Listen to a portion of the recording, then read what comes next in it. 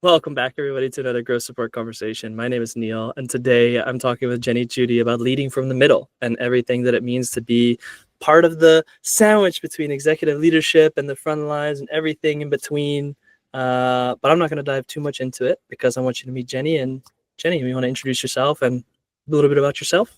Yeah, I just want to say hello and thank you, Neil, because I've been a fan of your podcast for a while, and I was really excited when you asked me if I wanted to be on here, and it was an immediate yes, of course.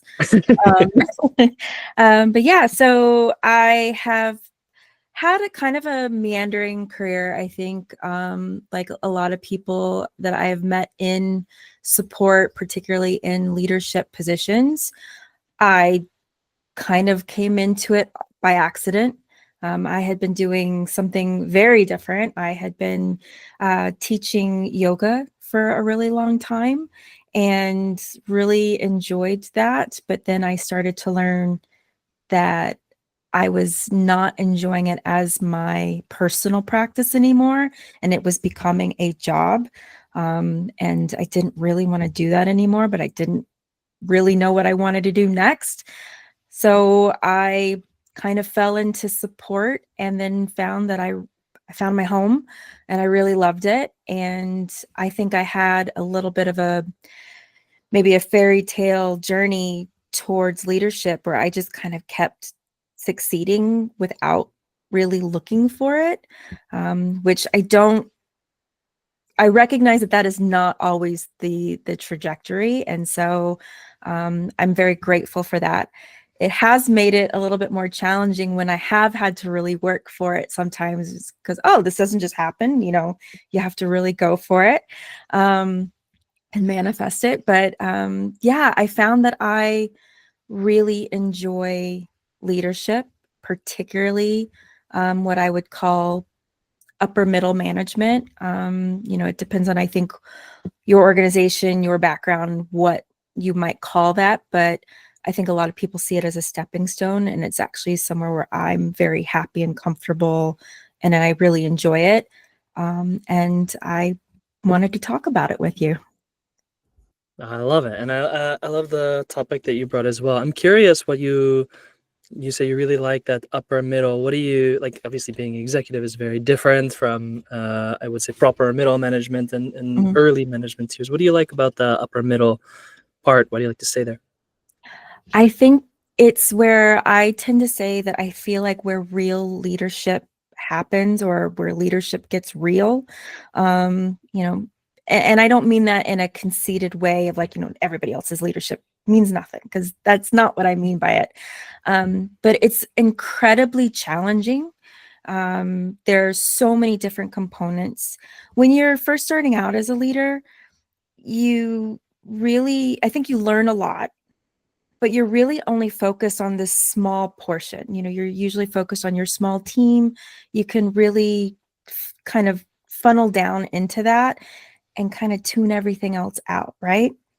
And so that can, and which is great at the time, because I think if you had to take on too much when you're at that level, it would be just chaos. But um, Absolute mayhem. it would be absolute mayhem. But I think once you start moving up and you start really getting to open up that venue to where you're no longer just working with your small team. You probably have multiple teams and multiple projects. You are more than likely in charge of at least a full department, maybe a few. Um, you have multiple teams under you that you are trying to mentor and take care of, but you also are very much a part of that upper, um, you know, part of the executive peripheral a little bit more. You might even be indirectly or directly involved. You may not be setting the strategy for the company, which I don't know that I really want that full um, ownership just yet at my stage, but that might be another reason why I'm quite happy to be in the middle, um, because that's a lot of pressure. But Yeah. you are helping shape it. And if you're really good at what you do, you can be that translator that takes the day-to-day of what is really going on in the organization and help that executive team take that and shape the trajectory of the company, right?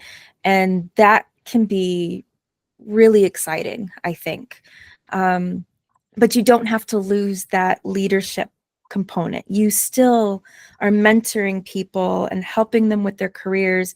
You're helping some of your peers with their careers because it's such a cross collaboration between different areas that I just feel like it's a really great seat. And I feel like it's not always given the love that I think it deserves. I was gonna say, I love your framing in terms of really being able to see it as that translator and still being able to really support the teams and the more, I don't want to say operational side, but yeah, a bit more of that side of things, but also still be able to be involved, because I think a lot of people say like, oh, it's the most difficult place to be in because you have to switch and you have to really spend time in two different places and do all these things, but realistically you are that bridge and that translator, and you actually get that experience to be able to kind of jump in and yeah, help the each side thrive, which I think is Absolutely. great. Absolutely. I'm curious because you said you really have this bit of, you're taking care of teams, you're being able to shape a bit of the direction. Where do you think people who lead from the middle focus on a little bit too much versus being able to build that well-rounded side of things out? Ooh, so I think that it's number one, I'm going to kind of go back to something that you said. A lot of people talk about, oh, it's so hard to be in the middle. It is. It's really hard. It's emotionally hard. It's strategically hard. It's all of the above. um, but so I think that you, as a person, balancing so many different aspects can easily fall into the trap of focusing on one area too much, or maybe discounting something else that you should maybe pay a little bit more attention to. So something that I kind of came up with when I was doing all of this was I really sat down to think. I was struggling at a certain point in my career, and I was trying to think, where are the gaps? Let me treat this as if it's a project, right? And I came up with what I call 5 components of this, middle management, I guess. I'm going to keep calling it that. But leadership is what I think is a better way to describe it. And so I think, there's the operational component, which I think most people tend to really, they dive headfirst into that because that is the most obvious. It's your day-to-day, it's your tasks, it's your issues, it's your problem solving, and Comfortable. whatnot. Is that? It's comfortable. It's comfortable. You're right. It's a tangible thing that you have a job to get done and you do it, right? Um, and I think that's where a lot of people spend a lot of their time. There's also what I call the relational aspect, which is the people piece. And I think some people do a really good job of focusing there as well, but they will either spend too much time there or not enough time there, right? Or they'll confuse it a little bit. So I think that relational piece is people. It's how you connect with the people under you, the people beside you, the people above you, and recognizing that they are people, and that people are unpredictable and they have different motivations and drivers and whatnot. And so you need to consider that, but you need to make sure that you're in equal parts with the rest. So those are 2. The next one is strategy, which I think a lot of people conflate with operation. You want to work operationally in a very strategic way, of course, but I think strategy is its own component, its own dimension that you should really spend time thinking about in equal measures to everything else, right?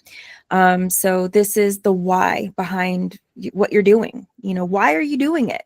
What is your purpose? What are you trying to achieve and why? So that's another piece. The next piece I think is the least comfortable for people, which is the, when you're needing to reflect. So you need to constantly be thinking about, am I growing? Am I adapting? What am I learning from this? And I think everybody likes to say that they're adaptable, but everybody is to a certain degree. And I do think, as you said, it's comfortable to stay in that operational piece, but you really need to, again, reflect equally, and see how you can constantly be adapting and improving and learning. And then the last piece I think is the most subjective, but I think, again, it is so crucial, is the personal. You need to recognize yourself. What self are you bringing to the table? How are you showing up? What are your motivations? What are your emotions? Because you absolutely have them, whether you want to pretend that you don't, or make everybody think that you are this perfectly composed person who doesn't ever break. You have breaking points, you have triggers, you have all of these different aspects that you need to constantly be evaluating and thinking, what are my motivations behind this? Are they authentic?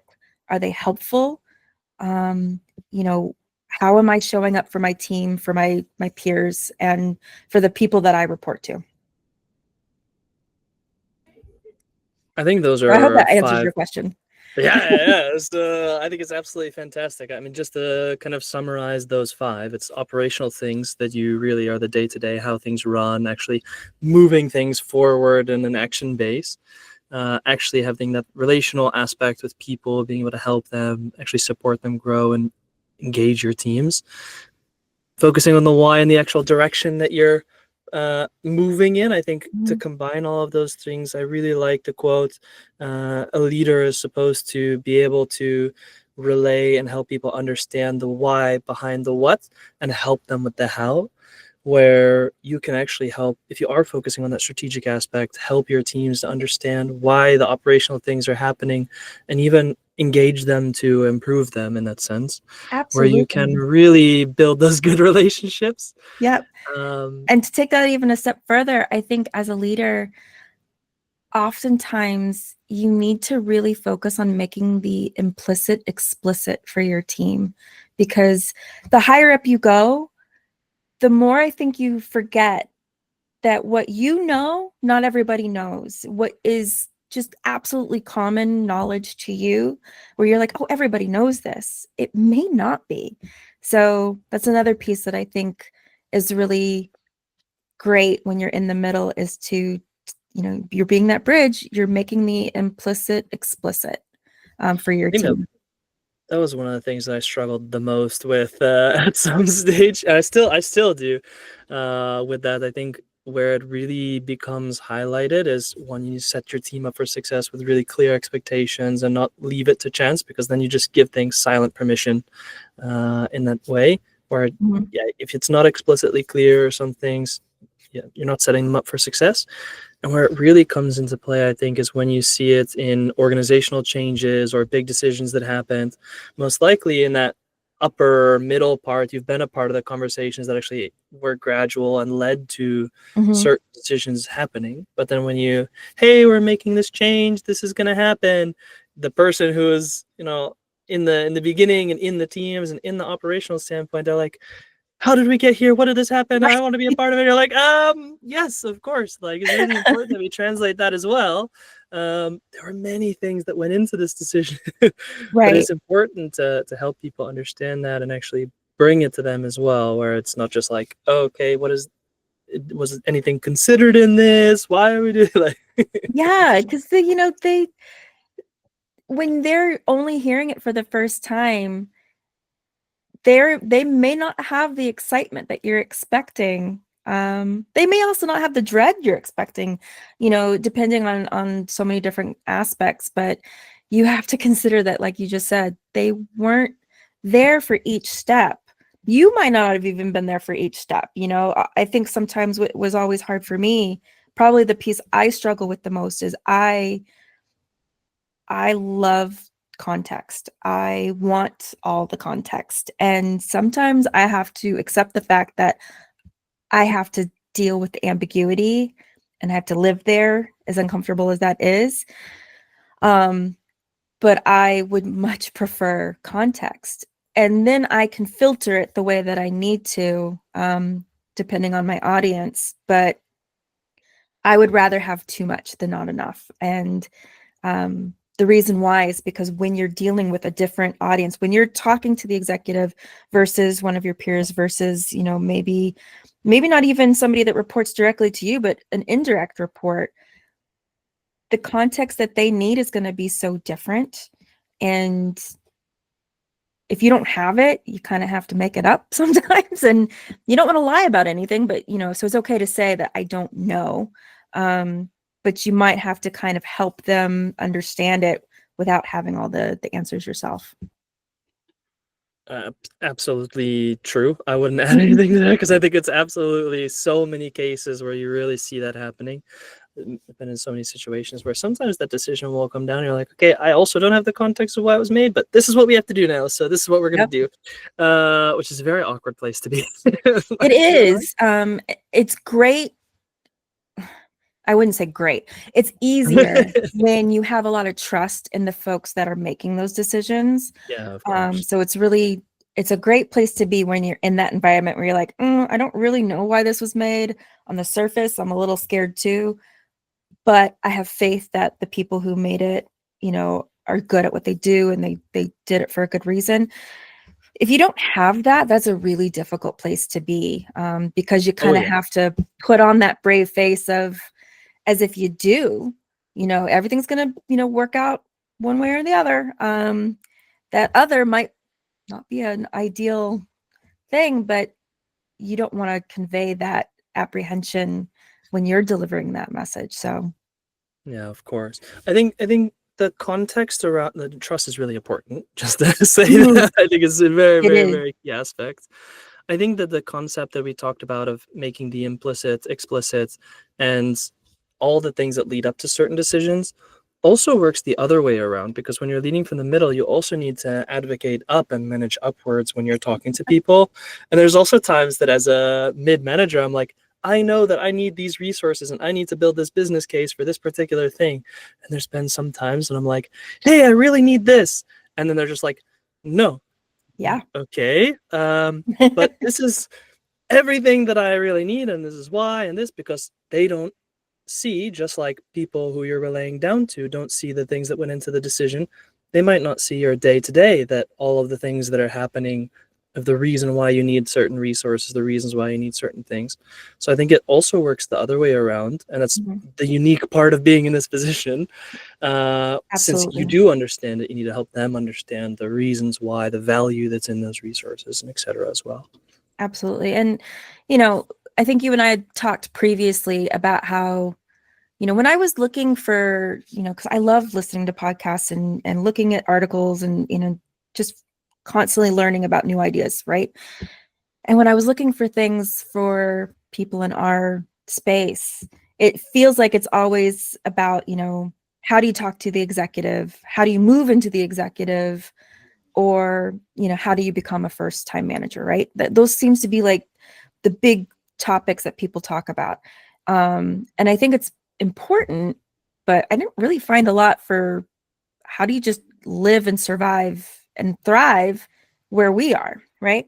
But one of those aspects, and I think the reason why there is so many pieces on it, is speaking to the executive can be really difficult, right? Because they are as many steps removed from the front line as possible because of just the nature of where they are.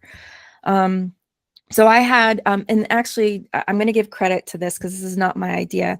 I had somebody who, he was a senior manager who used to report to me, and we were coaching somebody who was really struggling with this concept of feeling like the executive just didn't understand, right?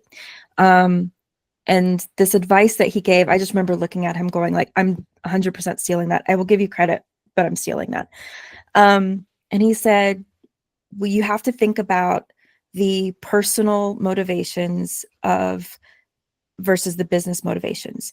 And the higher up you go, the more that weight changes. So when you're frontline, most of the motivations that you behind what your decision making process is going to be personal, and maybe 5% is going to be business. And what I mean by that is your motivations are largely based on, I want the salary, I want more salary, I want a promotion. They're personal based, right? The higher up you go, the less personal based those decisions are and the more business based those decisions are. So at the executive, it's the opposite. 5% of it might be personal based. 95% of it is business based. How is this affecting the business? And not just personal to them, but personal to everybody else. So it's not, I don't think it's something to hide. You know, it doesn't make them terrible people. It means that where they're at, they can't think about how things affect everybody on a personal level. They have to think at the business level. So our job is to try to figure out how to translate that personal, because we see all these people, we know their names, we know their kids, we know, all these things about them, and we care about them. If you're a good leader, we have to figure out a way to translate that into that business language so that those considerations are made for the best outcome for everybody. And that is difficult. It's hard.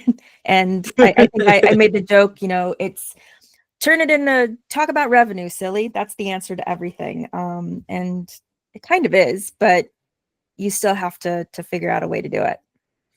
Yeah, at the same time. And I think that goes perfectly into what you're talking about are the last two pillars of the five that we were talking about, of being reflective, adapting, learning, being able to improve, and also that personal motivation and managing your own emotions. Because in the middle part, when you start getting that 50-50 balance of I understand the business goals and needs and what might need to change for the business, but I also know all my people who have these personal motivations and the things that are really important there, where probably at that 95 personal and 5% business, it's really easy to make decisions of like, yeah, it's for me. It's great. And probably on the flip side, it's difficult where it's 95% business, and even executives just need to remove themselves for their own personal motivations can affect many, many, many other people down the line. Being right in the middle probably creates some tension and difficult situations where you need to balance the both of them. How do you think somebody would be able to manage that balance in terms of personal versus business motivation and decision making? So you're let me clarify the question you're asking. So you asking, like, if somebody in our position who is doing that 50-50, how do they figure out how to coach that person, or how do they think about it? Yeah, I think it's a good. So, for example, frontline person, they're being able to really make decisions on their growth and the direction that they want for them, and be able to, make that personal decision. But in some cases, we talked about it being really difficult for us to be a translator for a decision we don't know about or don't have context on. But there are times when we actually do understand the full business context and we have everything, but it can still be difficult to say, yeah, I really understand that is good for the business, but the personal side of me really wants this particular thing. Yeah, no. Okay, so that makes a lot of sense. That is hard, and that is where I think you have to come in with a lot of empathy, which I think empathy sometimes gets tossed around as a very what's the word I'm looking for? As if it's not a strength. It can be a weakness in terms of business. I think that is a mistake, though. I think the outcome can be very business oriented, but the approach can have a lot of empathy. So I might have to say, I'm going to give you a perfect example. There was a time when I was working at a company and we had to lay off multiple people who we loved. And quite frankly, who were doing fantastic work, right? And understandably, it shook a lot of the frontline people, and we kind of had to have a few, more than one, of these like town hall type meetings to talk about, how it affected them, how it was continuing to affect them, how it was, affecting their personal performance, and et cetera, et cetera. And I really felt like I really had to help them understand why these decisions were made, and it, in a very simple way. So like I wasn't going to go through, well, if we looked at this, line on the spreadsheet and we looked at that line, it, not in those terms, but in human terms, right? So because that's what they're making a lot of their decisions based on.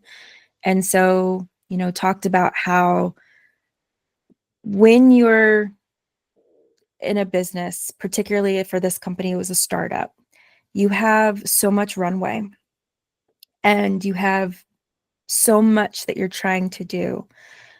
And sometimes you, as the executive, so I'm putting myself in their shoes right now, you have to make really difficult decisions to decide, am I going to make this decision that is going to maybe help people now, but I'm taking this huge risk that we're not going to be around for the next 12 months or we'll only be around for the next 12 months. And then we're probably going to run out of runway. And then nobody gets to do anything. Nobody's going to be able to do what we're doing.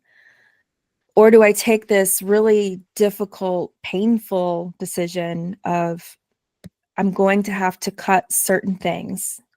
It's going to hurt. It's going to be awful. But if I do that, then the remaining people, I'm doing right by them and the company. And that way we get to do all the things that we're trying to do and that we've been working for together, right?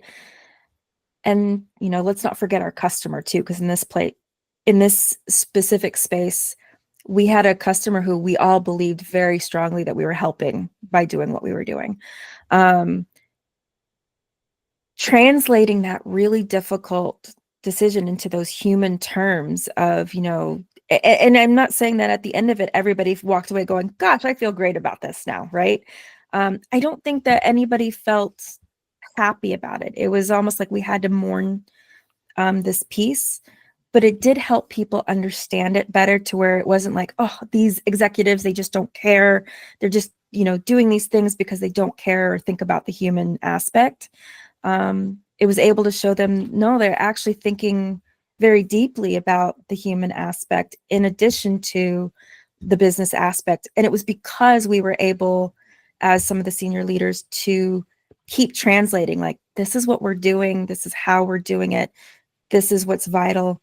And unfortunately, some of these other things, they're important, but we can live without them for right now. So that was a very painful experience, by the way. But I believe it. I it's, think that's never a easy decision or situation to be in from any side of it. I think yeah, it's very difficult. yeah, I think all of those things come together and being able to bring an empathetic solution towards people. I think I love what you say about it. It can be business outcome oriented, but it doesn't need to be apathetic, or exactly. it should be able to be brought with that personal motivation and that delivery in that sense as well. I think we covered a lot around being able to lead from the middle and some of the difficulties, but also some of the focuses there to be able to jump in. I'm curious one last thing about the 5 pillars, Mhm. because just to reinforce what they were, it's the operational stuff, it's the people who are actually in your teams and that relationship aspects, the strategic aspects, being reflective and adapting and changing yourself and being personal. Probably after such a conversation like this, people are going to be like, I focus way too much on the operations. I'm going to dive straight into the other stuff. And they're like, I got to round myself out. I'm going to do all the other stuff. I think it's easy for people to overcompensate when they're trying to balance these things out. How do they Definitely. avoid it? That is the $1 million question, Neil.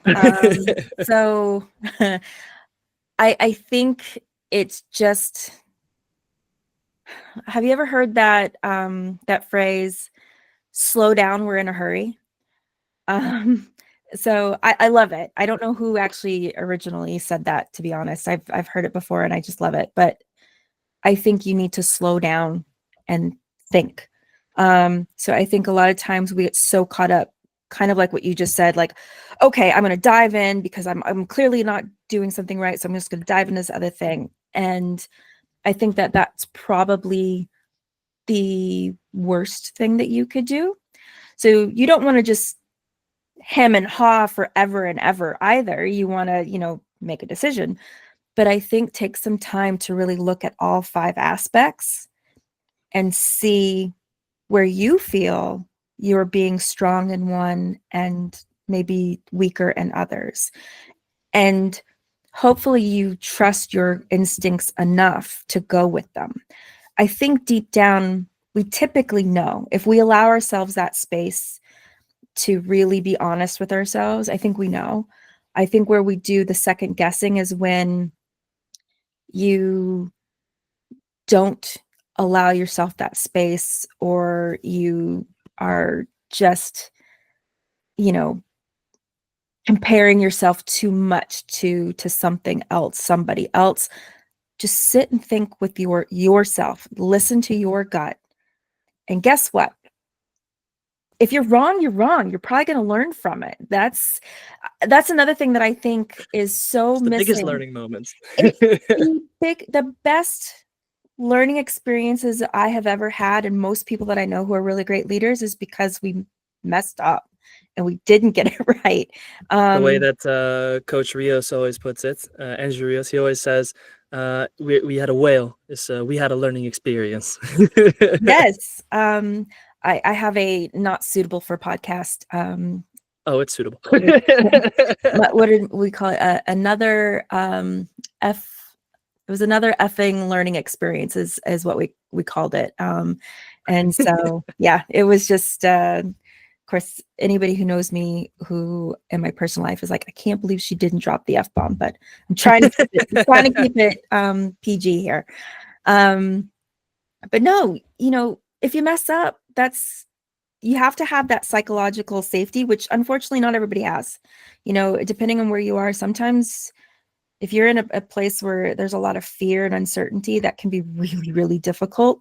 But at least maybe give yourself that space, because if the worst that happens is you mess up, you learn from it, you grow from it, you become better at it. And even if it's not at the place you are presently, maybe that wasn't where you were supposed to be, you'll take it to the next place with that understanding and learning and growth. So, yeah. I love it. I think it's failing forward is always a great way to be able to actually continue your growth. And if you're learning something, you're growing. And if you're growing, then you're going. I've always used the other version of the slow down, we're in a hurry, which is the slow is smooth and smooth is fast.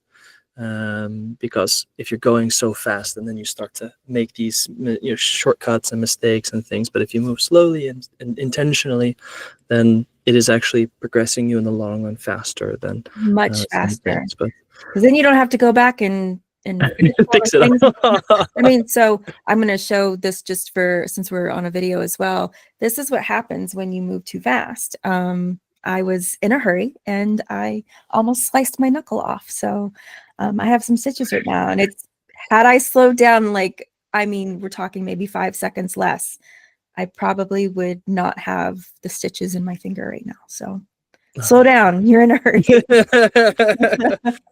Well, I do have one last question for you. Okay. Which is, if you had one thing that you learned over the course of your career that you still stick with today, what would it be?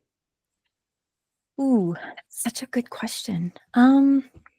I've heard you ask this question before, and somebody else already took my answer. You can use the same answer. So I'm going to kind of use the same answer, but I'm going to try to spin it a little bit differently. So I think continuously being open to learning is so important. I'll slightly add to it though. So I don't know if you've I always get them mixed up. There's Chuck Palahniuk and Chuck Klosterman, I think is his name. But anyways, it's a book called But What If We Were Wrong, right? And it's basically trying to say, if you look at decisions or facts over the course of human history, at certain points when we look to the past, some of those, undeniable truths we now look at as ridiculous, right? So, I'll give you an example. At one point, putting leeches all over a person was a great way to combat sickness. And we now know that that's really weird. But at the time, that was, accepted fact, right? So with that mindset, whenever you're looking at a decision that you're making, or, things that you're trying to learn from, I'm always asking myself that question, but what if I'm wrong?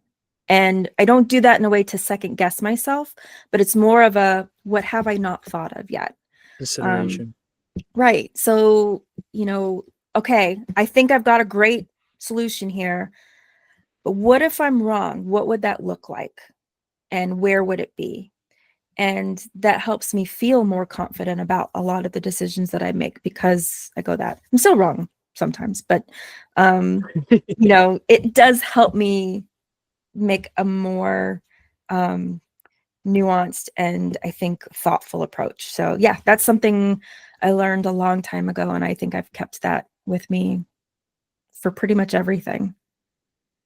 I love it. And I couldn't agree more that a learning mindset and that kind of reference check for yourself that, hey, what else should I consider when I make this decision, is an absolutely wonderful approach to bring into things. Not to second guess yourself, but to really check if you've considered the outcomes and consider if you're wrong in that sense, and gut check yourself a bit. Yeah, absolutely.